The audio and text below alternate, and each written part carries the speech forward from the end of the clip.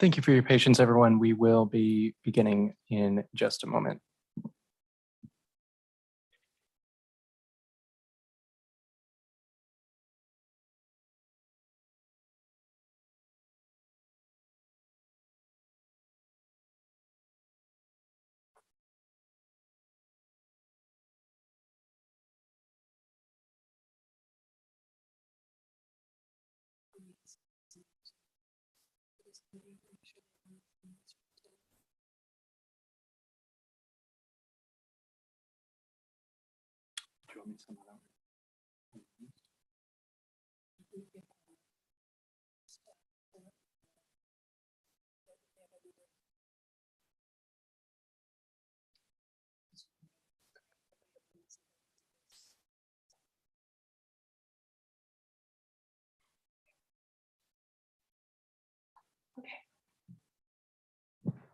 Good morning, everyone. Thank you for your patience this morning. We had a miscommunication with our chair, and we're going to ask Vice Chair Duff if you don't mind leading this morning, if possible. We do appreciate you all being patient with us this morning, and we do have quorum. Vice Chair Duff, if there's anything we can provide you, if we need to shoot over the chair agenda, we're more than happy to do that. Thank you, and sorry for being a few minutes late. I'm just pulling up the agenda right now, and this is the overall agenda. Do you have a specific agenda for, otherwise I just can follow this? Vice Chair, we're sending you the chair agenda right now via email. It'll be just 1 minute. Okay. Thank you.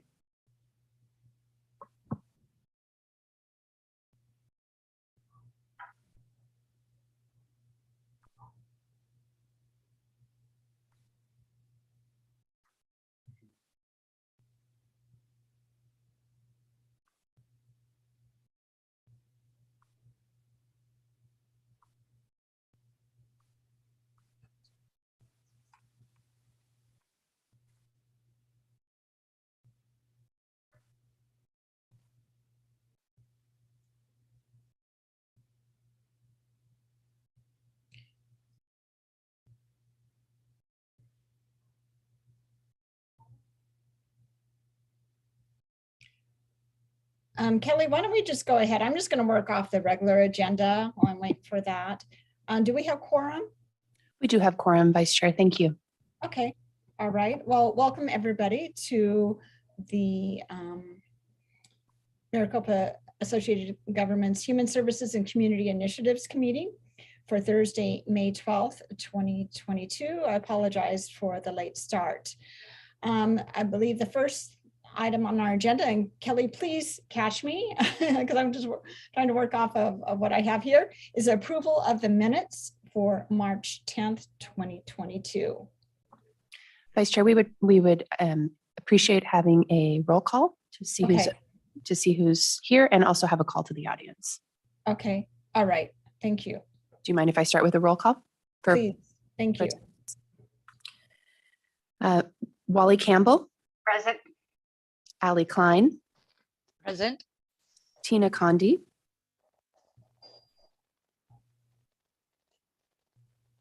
Here. Thank you. Monica Dorsey.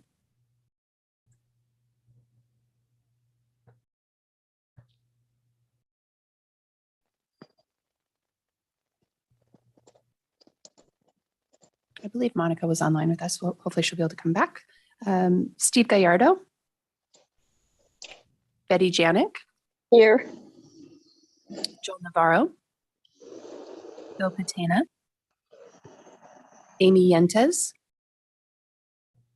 Chair Mark Stewart. And Vice Chair Jen Duff. Here. Thank you. Vice Chair, we did not receive any comments for the call to audience and can proceed to the approval of the previous minutes. Great. Thank you for that. And so now we can ask for a motion to approve the minutes for March 10th, 2022. I so move. This is Wally Campbell. This is Councilmember Condi. I second. Thank you. So that was the motion by Councilmember Campbell and seconded by Councilmember Condi. And I apologize if the titles are maybe there's some vice mayors in there, but so all those in favor of the minutes? Aye. Aye. Aye. Aye. And any oppositions? Aye. And that passes unanimously. Thank you very much. So the next item on our agenda is the City of Mesa's Crisis Collaboration Project presentation. This is a presentation for a project that we are doing in the City of Mesa. We had a pilot project and then expanding into doing this diversion of mental health related calls from 911 to Solari Crisis and Human Services. And I'm very thrilled with the work that we're doing on this. I wanted to share the information with other cities too. And so today we have Amanda Freeman from the city to go over the program that we're doing in Mesa. Amanda? Hi, thank you. So should I share my own? Okay. All right. I wasn't sure if I should share my own screen. Okay. All right. That's perfect. So my name is Amanda Freeman, and I am a special projects administrator with the City of Mesa. I'm here today with Andrew Irwin from Solari to describe the project that we started in June of 2021, and then we're sort of about to go into phase 2 in the next couple months. And so we're excited to describe it to you. So if we could go on to the next slide. So phase 1 was inviting a behavioral health professional into our dispatch center to help us identify the types of calls that could go to crisis. So this began by, we wanted to have an option, and we didn't know if that meant that we had to create our own teams or sort of like what was the best way to have additional resources for mental health calls. So we called the crisis system in Arizona, and we were in touch, obviously with Solari, so Andrew Irwin and Matthew Moody, and we found out that Arizona has the best crisis system in the country, and that really what we needed to do we needed to tap into it, and we needed to train our employees on what types of calls could and couldn't go to crisis. So we've had a wonderful experience with Solari. And so starting in June of 2021, we officially made crisis a third option. I sort of say that a little bit hesitantly because that is something that we had been doing since about 2019, but our policies didn't totally match our the amount of calls that we wanted to send. So in June of 2021, we had an employee from Solari come and sit in our dispatch to provide our dispatchers with real-time support and training and consultation on the types of calls that could and couldn't go to crisis. So that when you call 911, you talk to a call taker, and previously it would be that you either got sent to fire or you got sent over to PD. And now there's a third option of getting sent over to crisis. So that put all of the responsibility on the call taker, and that's why we wanted to provide them with additional support and training from the behavioral health specialist who was going to sit in our dispatch center. So that has been happening since June of 2021, and if we move on to the next slide, I can show you some of the details. Do I have the option to? No, okay. So here is a success that we have experienced since having someone in our dispatch center. So if you look at this graph, you can see the policy that I was talking about in 2019 is this first diamond where it says policy change in July, and that was in July of 2019. And that was one small change in policy, and that increased the amount of calls that were going to crisis up to about 100. And we know that there were a lot more calls than that. And you can see that when co-location started and then when additional policy changes were made, the calls went up by a lot. So our diverted calls are now up 175% since June of 2021, which is great because we were hoping for, I think 50%, and we obviously have surpassed that by a lot. So we had 4 additional policy changes that were effective in November of 2021, and that caused a large jump in calls. 100% of our staff in dispatch, so our call takers and our dispatchers, have received additional training. And the Solari staff member is located in our dispatch center about 20 hours per week. And because of the success of this program, we had been talking to Solari to find out sort of, what was phase 2? Like, what could we do that took this a step further? And that is what led us to phase 2. So if we go on to the next slide, what we are hoping to implement, or what we are implementing, I should say. When I say hoping, I mean it depends on the timing. So we're hoping for June. It might happen in July, where we have 2 crisis teams that are dedicated to the city of Mesa to respond to our police officers. So the real difference here is that our police officers are now going to have additional support. There's going to be a couple extra types of calls that the teams are able to go on, and our police officers are going to have, another option. So the calls that should originally go to crisis and not go to PD at all are going to still continue to go right to crisis. But there are going to be instances where our police officers are going out on a call and they get on that call and they realize they either need additional help and support, or this was a call that should have gone to crisis in the first place. And the benefit to us having our own teams is that the response time of those calls can be significantly lower, as well as the teams can be tailored to be what the city of Mesa needs. So what's going to happen now is that someone is going to call 911, and if it should go directly to crisis, then it will go directly to crisis. If it comes in and it's identified that that PD needs to go, and maybe PD and crisis, we now are going to have a dedicated dispatcher in the Solari dispatch center, as well as 2 dedicated mobile teams. Aside from just being able to go out on the calls that our police officers are going to need extra help on, they also are doing follow-up. So that's just a normal part of what they do right now. Any call that they go out on is going to get additional follow-ups. I think it's a couple days later, and that's what they are going to provide for us as well. The other thing that it could be that it's not necessarily that it's just a 911 call that they're responding to, but if we know that there's a hotspot for homelessness, or if there's a high utilizer of 911 and there's someone that we can refer to crisis proactively, that's something else that they're going to help us with. So if we go on to the next slide, it's just to describe what is really exciting about these mobile teams is that they have been tailored to be exactly what the city of Mesa needs.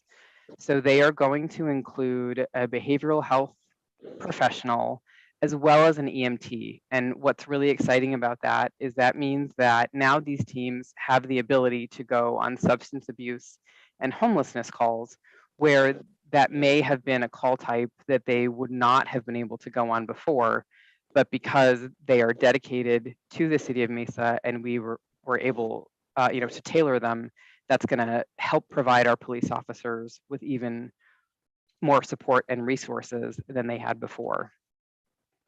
Andrew, is there anything that you wanted to add to this slide in particular? I don't. I think you did a great job, and I'm going to talk a little bit more about the system overall, and we can kind of loop that back in. Okay. Well, I'll hand it over to you. All right. Well, good morning, everybody. And thank you for having me here today. And thanks to Amanda and the team from Mesa for giving us this platform to talk about our program. If we could go to the next slide. As Amanda said, I'm the Chief Operating Officer at Solari Crisis and Human Services. And we wanted to give some background on Solari itself, but the access-funded crisis system as a whole that provides crisis services to the state of Arizona.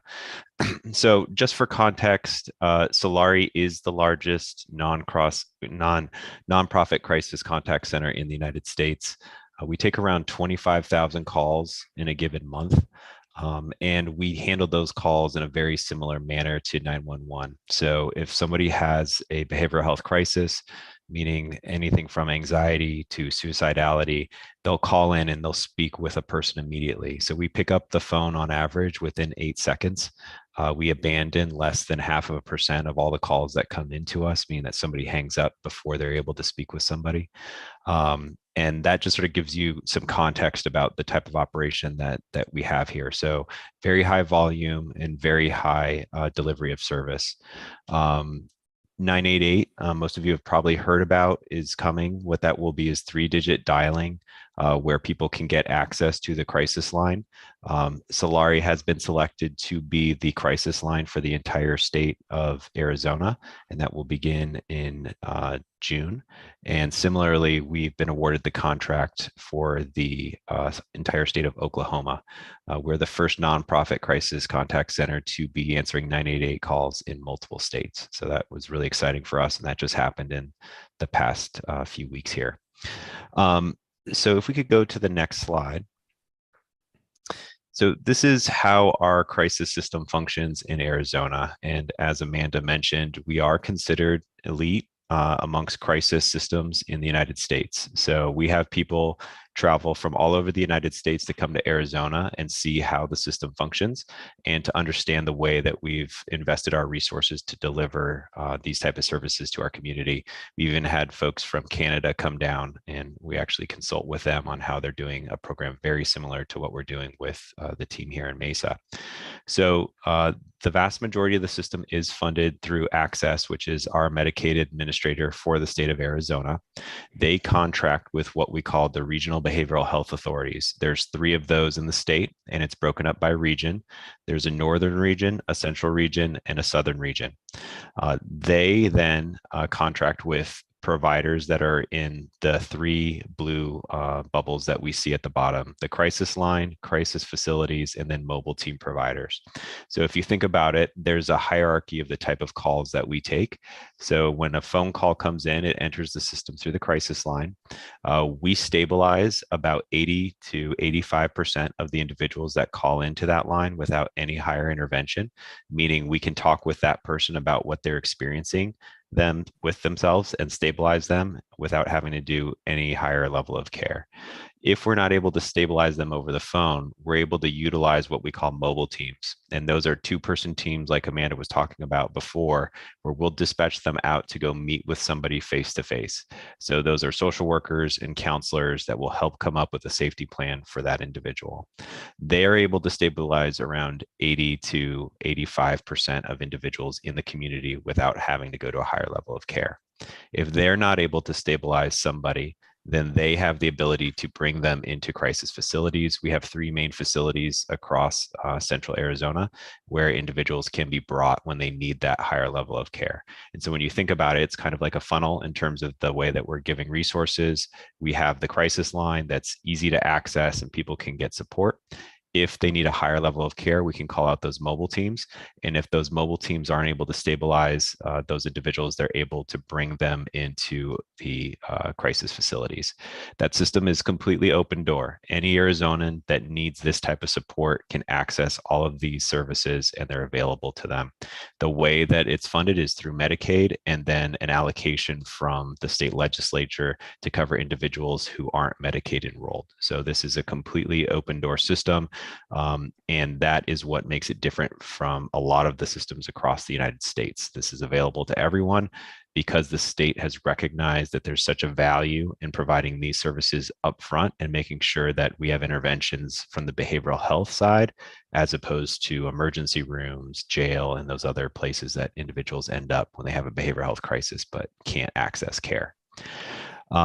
So over the past few years with the social justice movements that have been happening, law enforcement and municipalities have been rethinking the way that they want to deliver services, meaning that they've been coming to us and saying, what are the innovative ways that we can partner?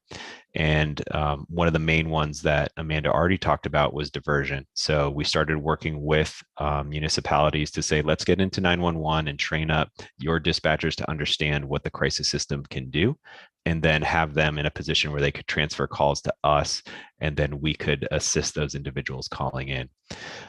Mesa's really taken a second step in saying that they want to fund mobile teams to give a specialized approach to people within Mesa as a catchment area to support law enforcement and the community that they need. And they want to focus in particular areas, meaning homelessness or substance use. So those teams can go around and give that customized support. So what we've seen nationally and even in central Arizona is that municipalities are trying to find different ways to support their communities. A lot of times what's happening is that there's systems that are in parallel to the crisis system that we already have. So what we're seeing is units of social workers being placed within fire departments, asking police departments to have specialized mental health teams and things like that. And what we're doing here is we're actually creating a relationship directly with the access system that's already established and then building from there. The benefit to that is that we have the resources that go beyond a single municipality. So we have our 2-person mobile teams that are going to be responding on behalf of the city of Mesa. That's going to decrease the response times for law enforcement. It's going to give a more customized approach to the city. But if those teams aren't available, we still have 32 other mobile teams that we're able to access as part of the access system to go out and give support to the community. The issue that you have when you're trying to create sort of individualized programs within a municipality is you don't have that depth of resource. And what happens is if it's not like 911, where you can always have access to those resources, people start to see it as not really accessible. And because of that, they don't utilize it as much as the systems that we have here. So for us, this is really something that we see as, very progressive. We think that this is a national best practice model, and we are presenting that to the other communities that we're working with across the United States. We're trying to find ways to make sure that, municipalities can have what they're looking for in terms of the customization to get individuals connected with the resources that they want to offer, but at the same time ensuring that you do have that 911 type of response, and that anytime someone calls in, there's always a resource available to them, and we can get them the support they need within a reasonable amount of time.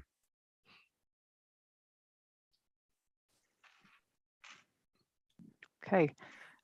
Any questions for me or for Andrew?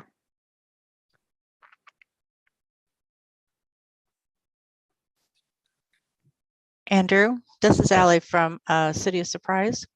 Hi, Allie. Have we had anyone from the City of Surprise in contact with you guys? I think we've worked with the City of Surprise in terms of working on a policy and procedure. And that, if you looked at the graph that Amanda had up, that was sort of that lower level where we were seeing calls go up from like 0 to like 30. Mm-hmm. But we haven't had any direct contact about anything past that. So we have given them some instruction and training on how to utilize us. Mm-hmm. But that's the depth so far that we've had. Okay. Well, I'll need to look into that then. Thank you. Sure. Great. I have a question. If I may ask, have you had any contact at all with the city of Goodyear? I don't know that we have with the city of Goodyear yet. All right, my next question, I think this might be for Jen Duff, although it could be for you. What is the actual cost for a city to do the mobile teams?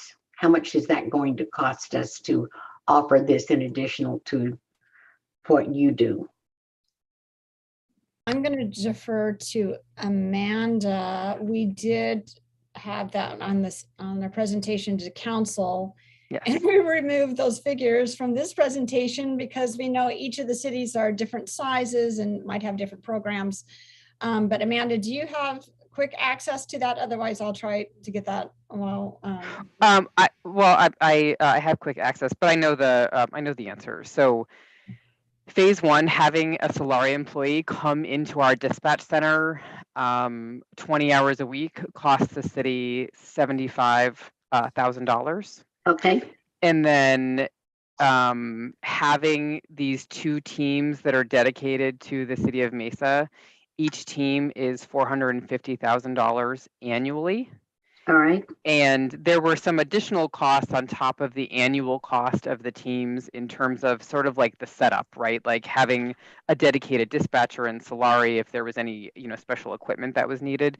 So we're estimating about $1.25 million annually. all right, thank you. Yes. And just to clarify too, the 2 mobile teams, those are running 70 hours a week. So we did an analysis of utilization and it's 70 hours was about right. So that's not just like having a business day worth of time. They're running during the hours of highest utilization and it's pretty close to 24/7. It's 10 hours a day and 7 days a week. Okay, and my very last question is, do you have figures that you can actually say how many calls you've taken? We do. So altogether, we've done these diversion calls with the city of Phoenix, Mesa, and Tempe, and we're getting close to 2,000 calls a month. Last month in March, or in March or April, sorry, we had just about 350 calls from the city of Mesa alone. Okay, thank you very much. Sure. I will say, that's one of the things we didn't highlight in particular, but of those calls, 911 dispatches about 90% of the time, meaning that they would have sent out a police officer or fire to go support that individual in the community. The transfer of those calls, we're stabilizing approximately 50% over the phone with no higher level of intervention. So there is a tremendous savings in terms of resources for those first responders. And then the other 50% of the time we're utilizing our mobile teams, which relatively is a cheaper response there.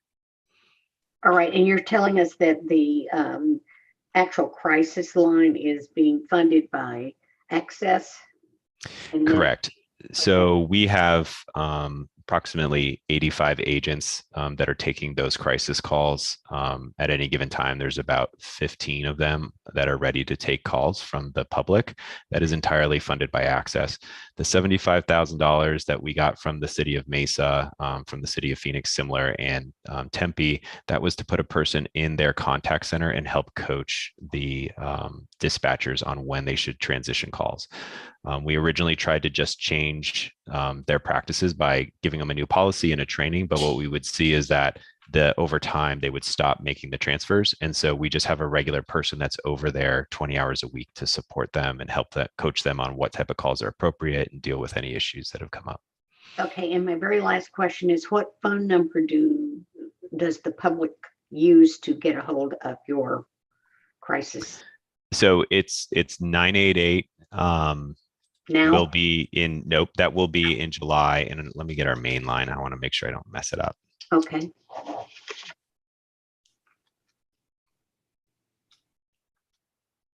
I should know it off the top of my head, but It's all right. I should know it as well, and I could not think of it myself. I always call it our 9444 number, but yes.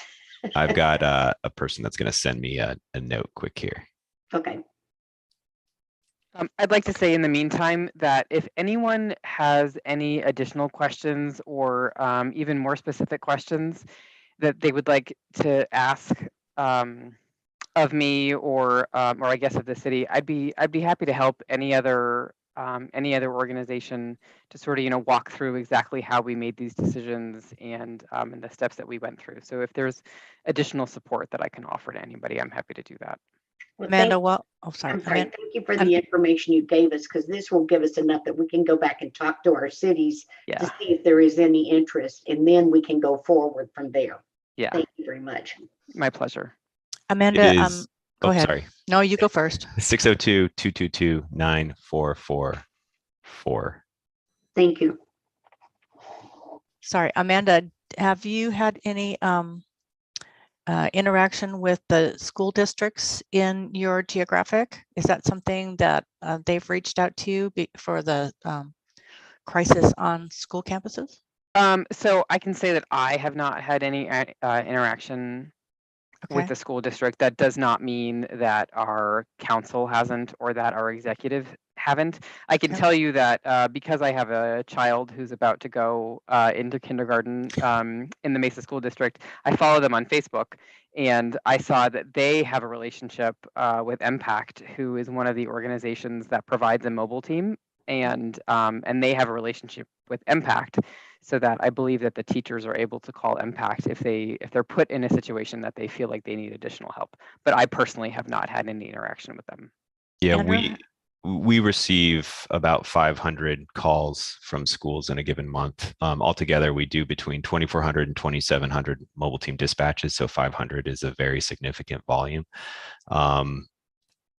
We have different ideas and approaches. I think that's a little bit different than the project that we're talking about here. Mhm. I definitely think there's value in trying to support schools with behavioral health staff that have a stronger relationship and ongoing. And like Amanda said, there are some programs where La Frontera Impact and some of those providers do have relationships with the school districts.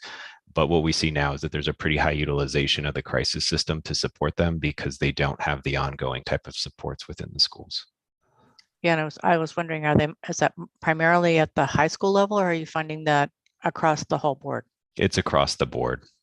We see a tremendous jump in our mobile team volume in August and September, and that carries through right through till summer, and then we can see it drop off. So it's 100% related, and it's all ages.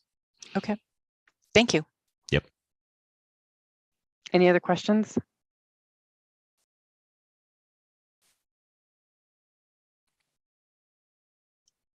Kelly, hi, this is Chairman Stewart. Thank you so much, Jennifer, for carrying the torch for me here. We got our times mixed up, but I appreciate you guys moving forward without me. But if you'd like, Councilmember Duff or Vice Mayor Duff, I can happy to take over if you'd like, or if you want to keep going, you can. You're welcome to take over. Okay, great. Well, Amanda and Andrew, thank you so much for the presentation. I did catch the back half, and the work that you're doing is extremely important. And thank you, Vice Mayor Duff, for bringing this forward. This great information, as evidenced by the questions asked. A lot of folks are interested in learning more, as well as the City of Chandler. So I appreciate that. Kelly, did we have quorum, or are we just moving through the document or the agenda? Good morning, Vice Chair, or excuse me, good morning, Chair. We do have quorum. We do have quorum. So did we make it through 1 through 3 and approval of minutes and everything like that? We did, Chair. Fantastic. Thank you again, Vice Mayor Duff. I think we'll move on to item number 5, which is the Federal Transit Administration Section 5310, the Enhanced Mobility of Seniors and Individuals with Disabilities Program Priority Recommendations for the Phoenix Mesa Urbanized Area. This will be presented by Dee Dee Gastia of the MAG Human Services Division, and this item is on the agenda for approval of projects for FY fiscal year 2022, section 5310. And we will go ahead and get into the presentation. Thank you, Dee Dee. Thank you, Chair and members of the committee. I am very pleased to present the 2022 section 5310 Enhanced Mobility for Seniors and Individuals with Disability Transportation Program priority listing for the Phoenix Mesa urbanized area. And again, yes, and this item is for action.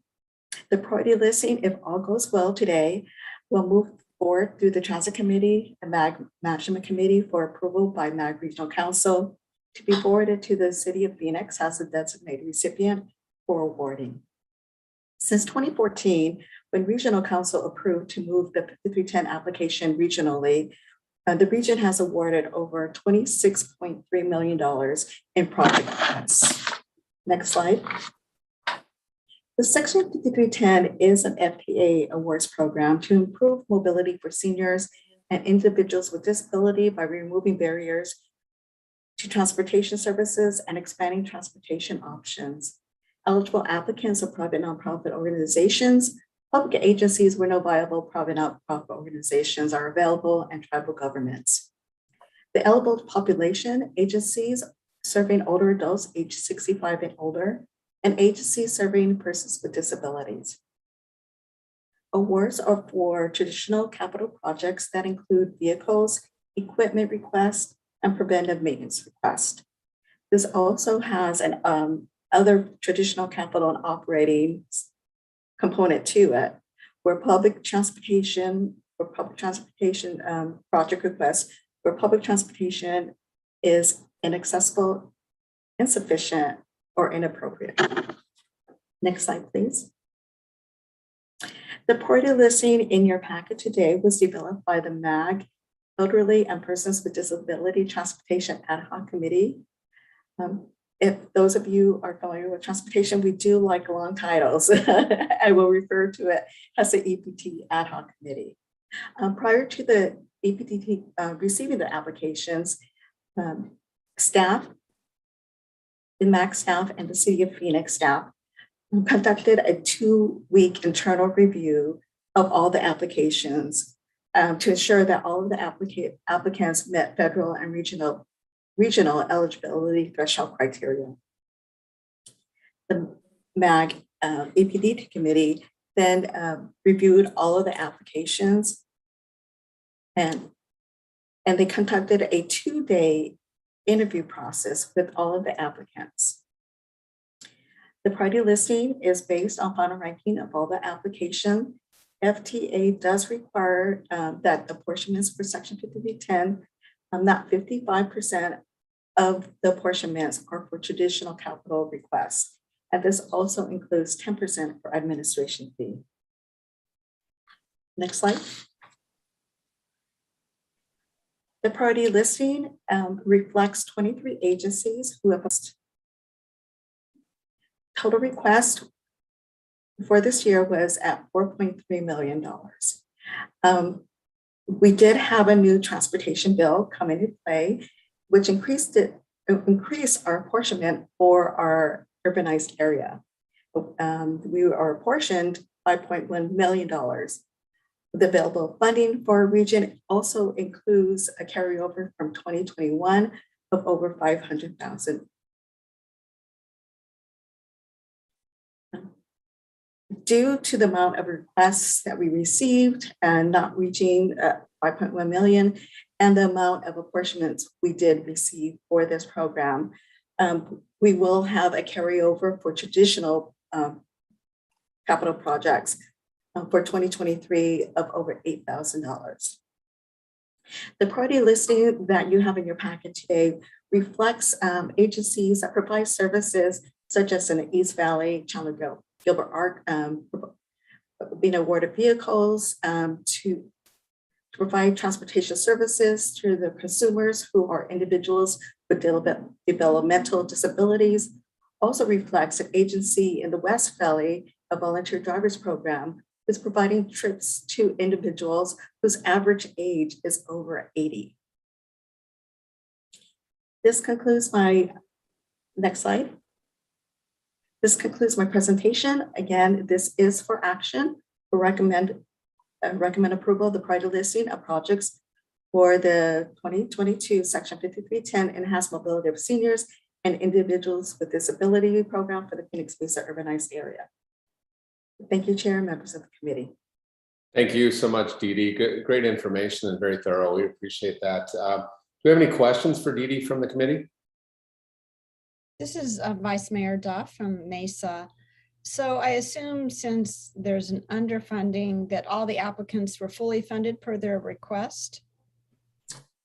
Thank you, Vice Chair and members of the committee. We are very fortunate this year to be able to award all of the requests that did come in, and that was at 4.3 million.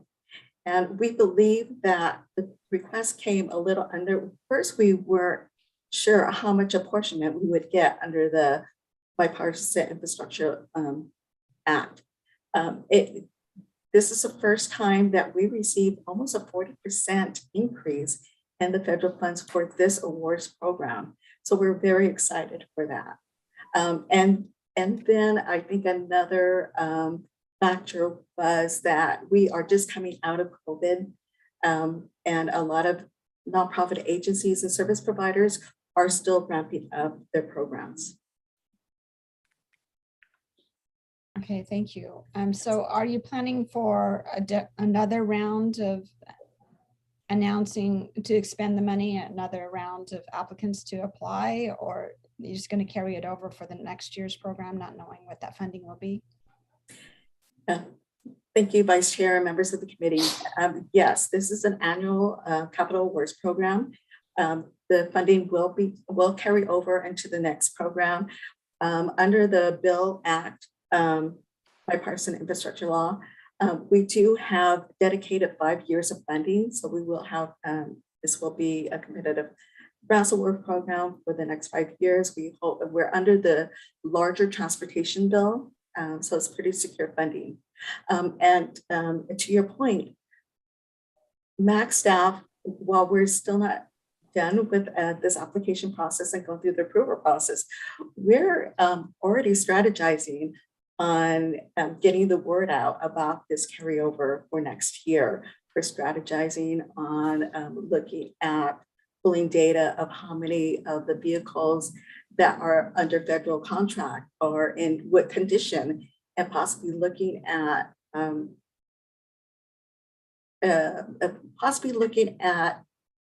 touching base with those agencies that have vehicles that may be in poor condition, and encourage them, especially with the state of good repair, to apply next year.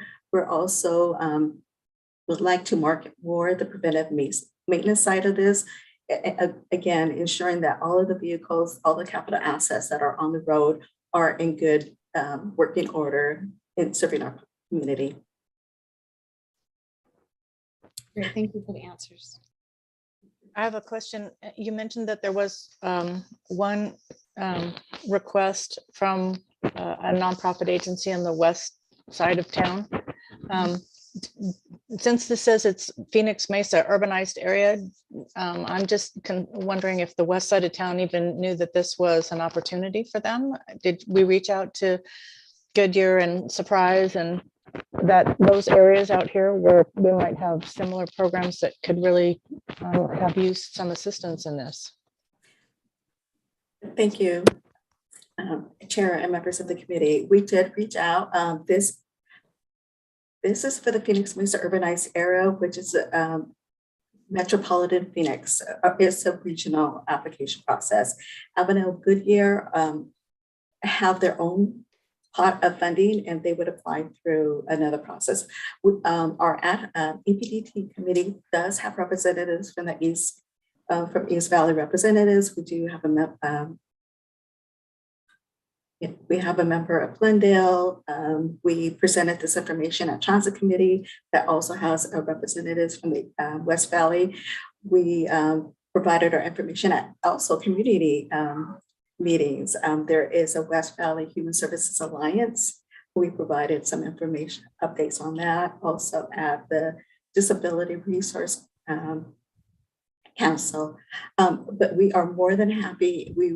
If you would like to invite us to any of your community meetings, we're more than happy to present, to offer information, not only on coordination activities that we're providing, but also on this opportunity with Section 5010. Okay, well, you mentioned Goodyear and Avondale have their own pot. I'm of course, I'm always asking about Surprise. And since I'm new to this organization, I don't know if they know, but I will reach out to our transportation and human services committees and see if they can invite you out to tell us what's going on. So thank you very much for the information. Definitely. We did have a representative from Surprise on our EPD committee, but I'm not sure we have one currently on there, but we would be more than happy to come and present. Okay, thank you very much. I'm not sure Goodyear knows that we have a separate quote pot. So maybe you and I can get together when the meeting is over and discuss. Definitely. Thank you. Fantastic, Dee Dee. Are there any more questions? Great questions. Well, I'd be happy to take a motion on this.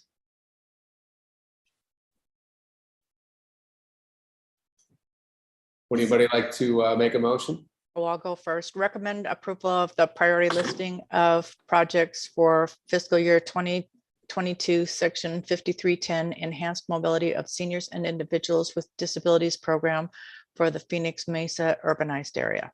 And this is Allie from Surprise. I second. I've got a I got a motion by Councilmember Klein and a second by Councilmember Campbell for the minutes.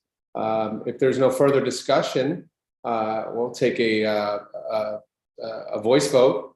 Those in favor, aye. Aye. Any nays? Great, and this motion will pass forward and on a recommendation from our committee.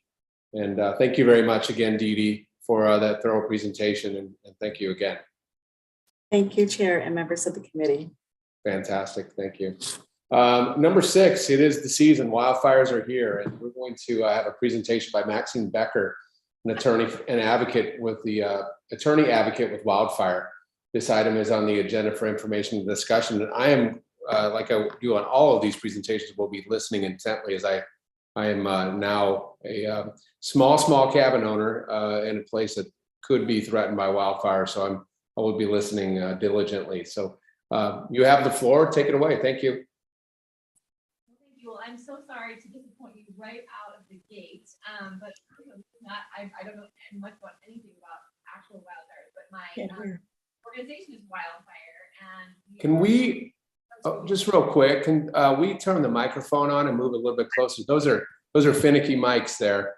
Yep, and they definitely work better probably when they get turned on. So I'm good. Oh, awesome.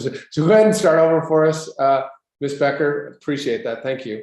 Yes, and I just want to make sure right out of the gate, I don't mean to disappoint all of you, but the organization is Wildfire, igniting community action to end poverty in Arizona, and we don't actually do anything to prevent wildfire, but we do work. That's what I get for ad-libbing off the script here. So thanks for the clarification. Maybe there's a future agenda item here. Anyway, go ahead. Thank you. No doubt. Why would we be talking in Maricopa County? Go ahead. My particular area of passion is on evictions. I'm an attorney. I've been an attorney for a long time, but about 2 years ago and during the pandemic, began working with CLS in their tenant eviction assistance program, which was a pilot emergency program, and began representing tenants that were facing eviction during the pandemic. And the issue and the policies around eviction and our kind of bit me like a bug. And so I'm so fortunate to be able to continue to work on the policy issues that are surrounding evictions here in Arizona. The first slide, so the first part of this presentation will give everyone an opportunity to sort of get an idea of the landscape on evictions. So I know you probably keep hearing a lot about it in the media and in the newspaper, but I want to give everyone an understanding. If you want to move to the first slide. And this is kind of a little bit of a throwback from my presentation that I did when we were with the Arizona Housing Coalition, and I couldn't quite top Sesame Street graphics, so I kind of stuck with them because I couldn't think of anything better. But the next slide will show you, this is from our Arizona Administrative Office of the Courts website, which does a really great job of tracking evictions. And we can kind of see the history of what's been going on statewide. And we see that we were really on a pretty difficult trajectory up through 2019. That's almost 90,000 filings, 87,921 filings across the state in evictions prior to the pandemic. And then when we had all the moratoriums, we see that drastically fall down to that 45,000 number. But those are we still obviously had many eviction filings during the pandemic. The moratorium did not foreclose the option for landlords to file those evictions. And so many people still were facing eviction and being evicted during the pandemic, even throughout that difficult time. So we go to the next slide. What we can see is going to give. I want to give everyone just sort of where we've been and where we're going. When we look at eviction, it's very tied, obviously, to economic opportunities and also housing costs. So prior to the pandemic, we see that for over the 10 years, we had about a 10% wage growth from 2010 to 2018. But meanwhile, our rental prices and our home prices were really moving very quickly. And one of the things that when the home prices get really, start to move quickly, that pushes a lot of people that can't buy homes into apartments, and that drives up the occupancy rates. And so then we're starting that engine when we have sort of those we're in that cycle of lack of vacancy, just not a lot of open spots, and prices are starting to go up. And this is, we're still pre-pandemic. So if we go to the next slide, this kind of jumps ahead and gives you an idea. This will show you back as in 2021, just an idea of, obviously Maricopa County has the lion's share of evictions in Arizona, 80%, and that holds steady throughout prior to the pandemic, during the pandemic, and currently. But that's kind of the breakout of what you would see statewide of where the vast majority of the upheaval caused by evictions are happening, and it's here in Maricopa County. So we move on to the next slide, and then now we're kind of again staying in this present day area. So now here we are, post-ish. I guess we're kind of post-pandemic. I hope we are. 2021, we're seeing wages and compensation rise. We've got that. Our wages are going up at 5%. That's a significant amount, comparatively to where we've been. So that's really good news, and that's great. But if we go to the next slide, what we're seeing are just huge, and we've all heard it on the news, just huge rent increases. And this is, I think this data was as of February, and so we're probably due for a new round, and I'm sure it's just gone up even a little bit more. So our wages just aren't keeping up with what it costs to live here in the Phoenix area. If we go to the next slide, this is, again, we're going, so back pre-pandemic, I know we're kind of shifting back and forth, but we were just, even at that point, we were seeing that cost burden amount, that cost burden number so high. By cost burden in housing, it's our folks paying more than 30% towards their rent. And we had, 275,000 households in 2019 that were cost burden, 100,000 in Phoenix, and that number has gone up, and we'll see some more statistics about that as well. So I guess what I'm trying to impart here is this isn't a new crisis. It's just a continuing developing and worsening one for a lot of our very, our lowest income families and households here in across Arizona, and really the nation too. If we go to the next slide, also we have there's just no occupancy. If you go to the next slide again, back in September we were at 97.1%, which is a pretty historic number here in Maricopa County, and I believe that number is continuing to creep up a little bit more. And the consequences of when we don't have enough rental units, and particularly not rental units that people who are low income can afford, which again, we're trying to stay close, even though it's a bit of it's a number that was picked back in the 1970s. And then again, in 1981, this 25 to 30% of your rent of your income should go to your rent was a bit of an arbitrary number back when the Fair Housing Law was passed in 1969. And then only updated again in 1981. But that has consequences when we're in that cost burden, point, because landlords, they know they can charge more. So we're seeing a tremendous amount of folks that just are getting notices that their leases are being terminated, and they're not going to renew. Maybe the landlord wants to sell the home. It's totally okay for the landlord to do that, but there's more pressure for those homeowners to do that because now they can make a ton of money. But then the person that was trying to rent now needs to find a new place to live in a very different economic situation. Landlords can be choosier about applicants. So we're seeing more and more now with source of income discrimination.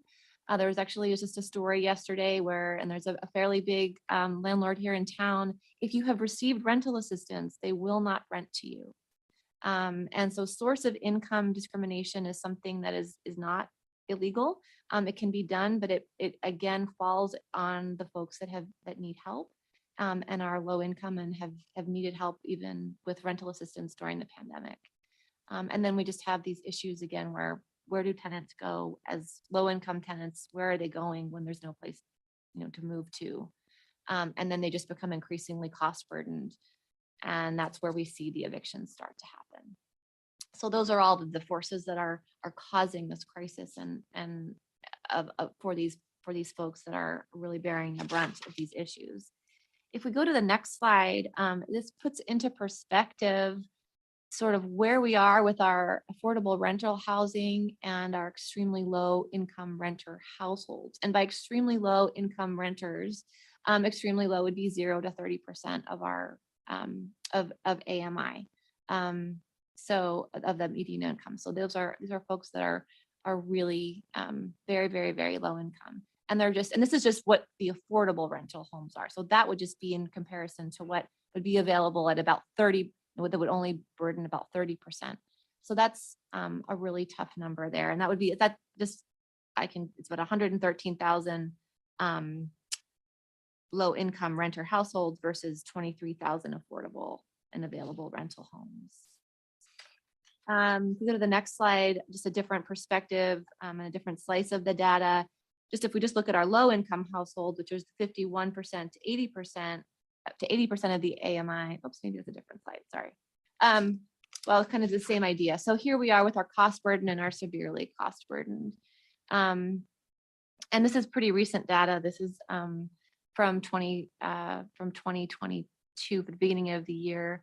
We just see how difficult, what this cost burden is.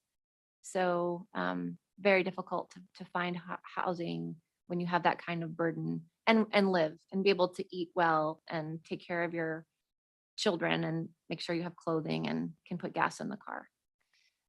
If we go back to go to the next slide. And here's who those folks are. 41% of them are in the labor force. They're working, but they are still extremely low incomes.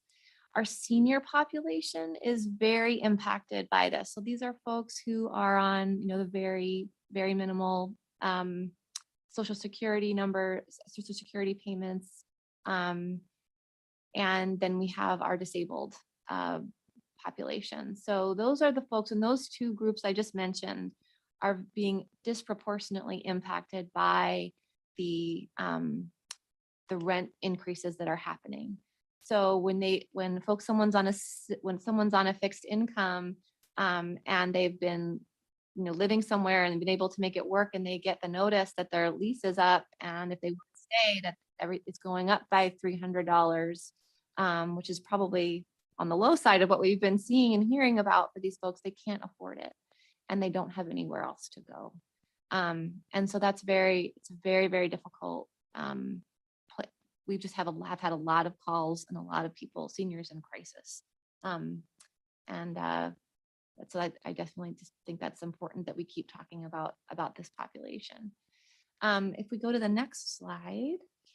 So now we get back into our evictions, and we see again, 2019, we're in that higher number. It gets lower. And now we kind of maybe a little bit of a bright spot in our presentation here is that I think that what we were seeing there is that between the moratoriums and the rental assistance that's been going out, we've been able to somewhat tamp down our eviction numbers here in Maricopa County. So for right now, it's never great, but when we have this happening, it's such an emergency for people. But we do, I think, see the effects of rental assistance helping out here to try to keep those numbers below the pre-pandemic levels for now. If we go to the next slide. Again, these are all the different years that we're tracking. This goes through the middle of April. We're a little bit of a downturn now, which is good, but we're not back at that 2019 level. So we're hoping that we don't see a spike. So if we go to the next slide.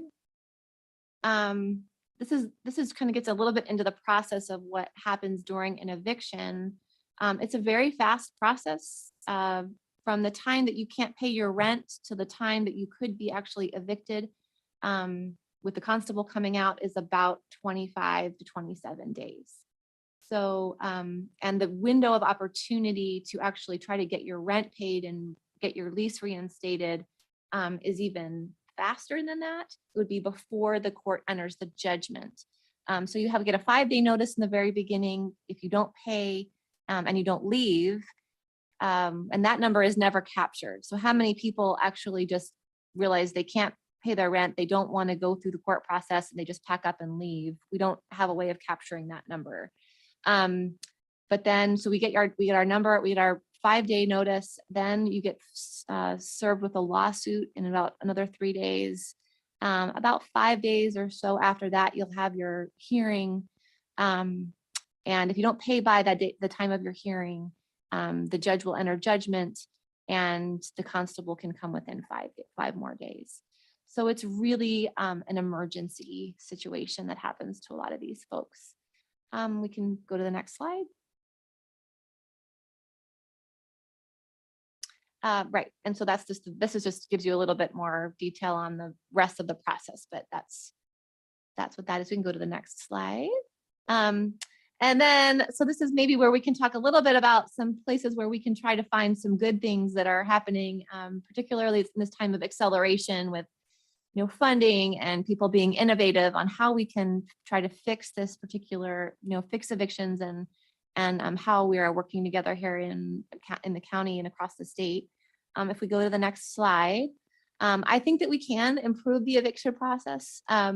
I know it's sort of a bleak and sad spot to be, for sure, but I think that one of the main ways we can do that is by increasing our tenant access to resources, and that's through legal counsel and rental assistance.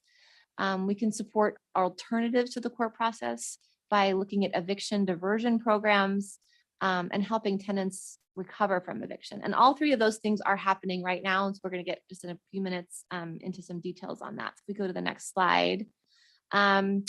The Tenant Eviction Assistance Project through Community Legal Services was funded, Maricopa County and City of Phoenix started out with funding 5 lawyers, and then that was expanded with the partnership in Maricopa County to make sure that there would be attorneys that could serve in all of the courts here in Maricopa County. And that is alive and doing a lot of really wonderful work for tenants. And primarily a big piece of what they are doing is trying to negotiate settlements to try to avoid evictions, give tenants more time. And that really is just dispute resolution work. And that's, I think, where there's a lot of hope for tenants if they can have assistance with that. So just really excited about that. The same thing is happening in Pima County with the emergency eviction legal services there through the county and through SALA and some other contracted attorneys. So we are seeing there's no right to counsel for civil cases in Arizona unless we do have, if you are a child, you can have you get an attorney now, but for civil cases and for eviction, you are not guaranteed an attorney. So it's very limited, but it's happening more than it was prior to the pandemic, where I think in the city of Phoenix, or here in Maricopa County, there were about 4 housing lawyers for the entire city of Phoenix area and for Maricopa County, which was just not was not able to keep up with the demand. If we go to the next slide, we do have pilot eviction mediation programs. There's one court here in Maricopa County, and then there is one in Pima County. It's voluntary. This has data for Pima. I don't have data for Maricopa County, but it's both programs are voluntary. And again, there's just one justice court that's piloting it here in Maricopa County. So it's a fledgling program, but we're hoping that it'll get a lot more support and it'll be a lot, just really create that alternative to the court process for tenants. If we go to the next slide. DES also funded housing stability court navigators in our more rural counties. So while we haven't been able to ramp up attorneys in our rural areas, we do have these housing stability court navigators that are trying to help route our tenants to resources with rental assistance programs so that they can try to find the funding to try to stay in their homes. If we go to the next slide, one really fantastic resource that's available now, if you need to ever refer someone, is azevictionhelp.org. This is a website that has is incredibly well done. It was funded through in large from not only municipal dollars, but also a really big push from philanthropy. that helped to fund this. And it has a lot of just fantastic information for tenants if you ever need to send someone there. It also has a chat feature. So it will be staffed, not 24 hours a day, but there are people that on there that can try to help directly answer questions. If we go on to the next slide. So this will be just really quickly, just so that you're aware, yes, there's been the rental assistance is a key part of all of this. And we can just kind of click through the next three if you'd like, but I mean, hundreds of millions of dollars are going out statewide, and it is making an impact. And it's very, very difficult work. That money is running out. From what I understand through the city of Phoenix and Tucson, they're expecting that they will run out probably by the middle of the summer. So that is going to be going away, and we'll have to see what happens after that. But there is still funding available. There's utility funding, there's water funding, and there's now broadband assistance.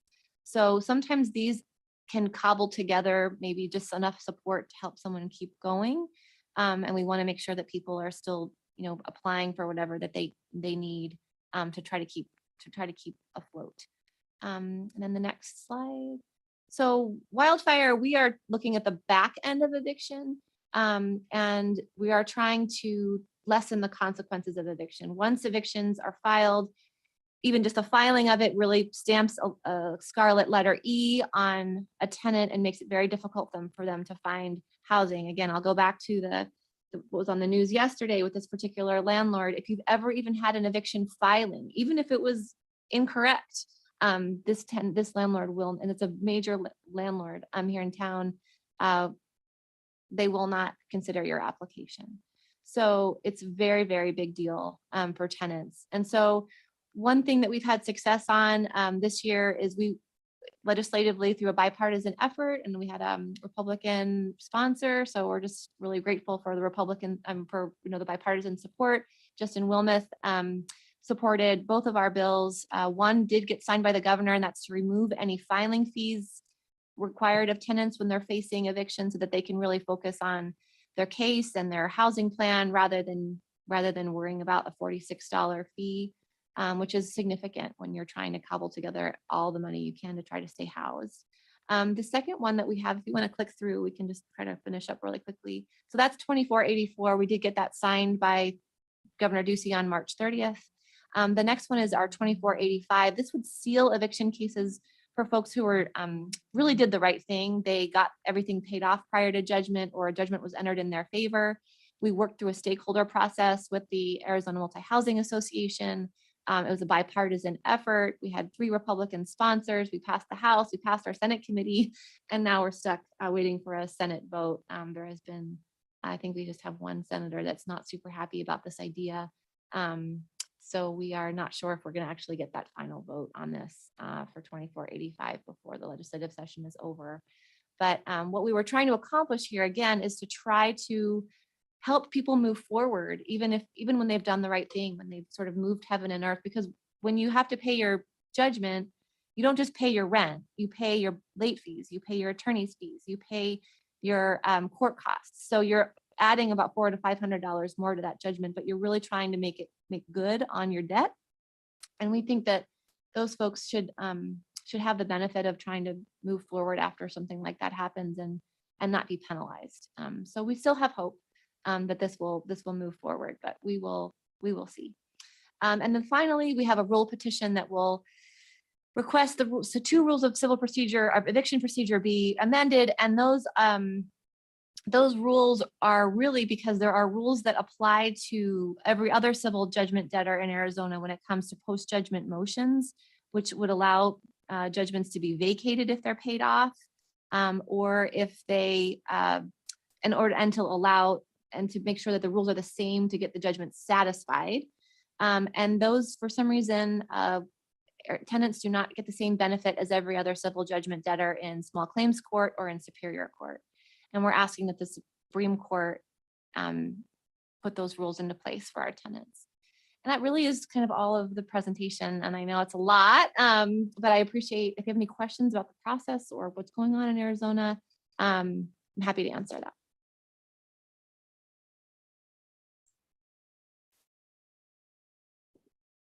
Well, thank you so much for that presentation. I think we all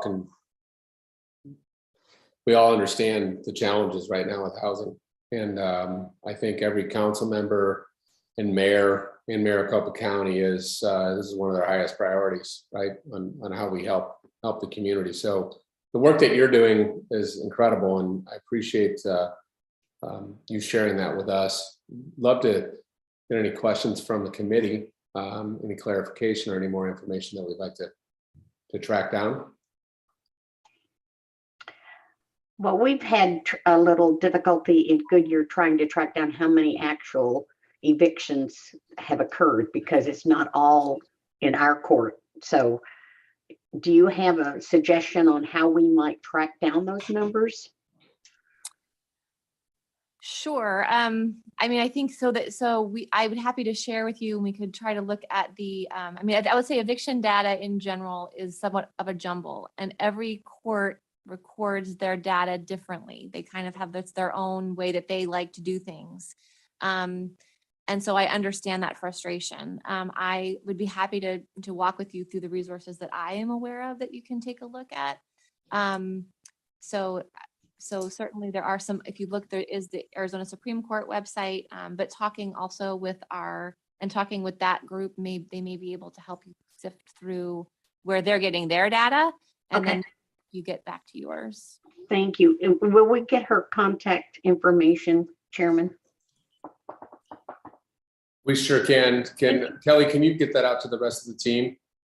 Chair and members of the committee, we'd be happy to share all of our speakers' contact information from today with the committee. Thank you.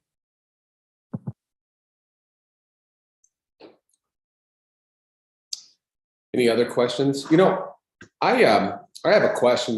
One of the things that has come up in our meetings quite a bit is some root cause issues. And I know you touched on a few of those things, in the meeting. We all understand that there is a huge issue out there, and we will continue.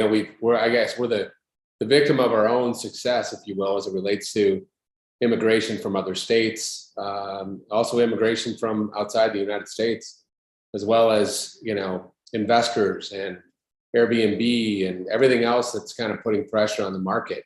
Do you guys have any data that you can share that kind of gets to the root cause of this issue that isn't sort of hearsay, or do we have any data on that?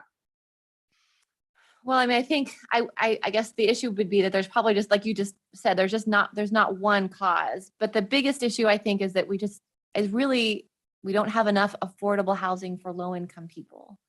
I think that there are, we have a lot of, we don't have inclusionary zoning is preempted in the state of Arizona. So it makes it more difficult, I think, for cities and towns to there's creative ways and it gets done, but it's not an easy path. It's challenging. So, but I think that, if we have the right housing for people they can afford it, that's right. Fine. I think ultimately, if you're really to get down to brass tacks, that's probably what we're looking at.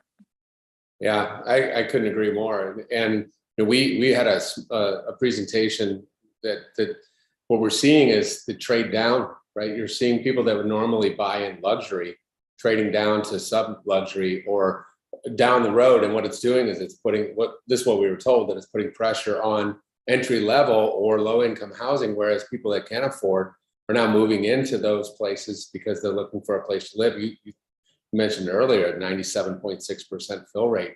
And so you're seeing that it's soaking up what was traditionally housing for low income or people on fixed income. And then you've got the supply chain challenges, right? Even if we've created some zoning and we've approved, more housing, but it's just not coming out of the ground. And so it is, I don't know where we're gonna turn, but it's great that you guys are continuing to provide support. I'd love, for the day when those tax dollars aren't going to landlords and they're going to other things in the community. But short term, we are certainly grateful for the work that you're doing. So thank you. Is there any other comments or questions? Any other information that we'd like to see?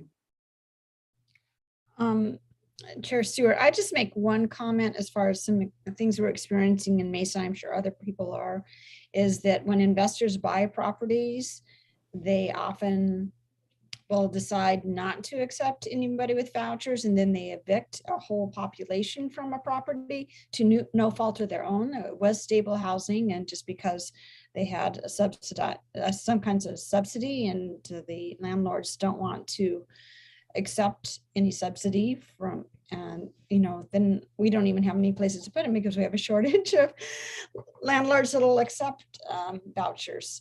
So it's been really super difficult. We're trying to work with landlords and give incentives and talking to them and to get them to continue to take vouchers and hopefully even increase. But it's a huge challenge in that arena.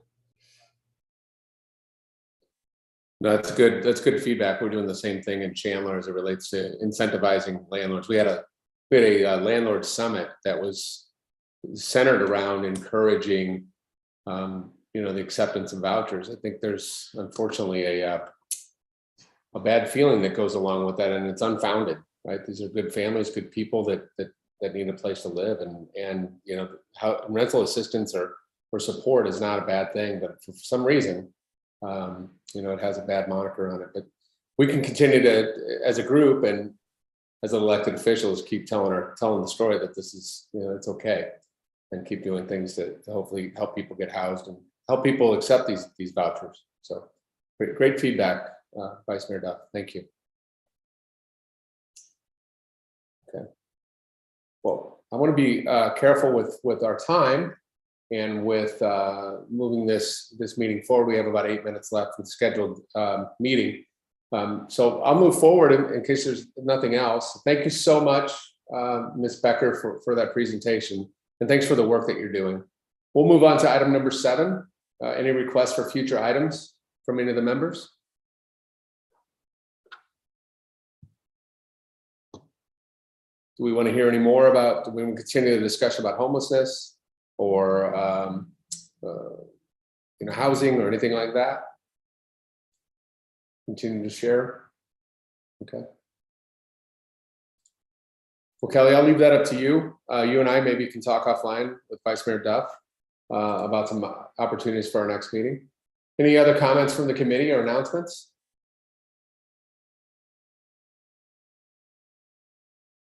Okay, fantastic information today. Thank you so much for everyone that is attending. I will take a motion for adjournment unless there's anything else. Vice Mayor Duff, I'll make a motion to adjourn. Second. I have a motion to adjourn from Vice Mayor Duff and a second from Councilmember Klein. All those in favor? Aye. Aye. Motion is adjourned. Our motion is accepted. Meeting is adjourned. Have a great rest of your day. Thank you. Thank you. Bye-bye.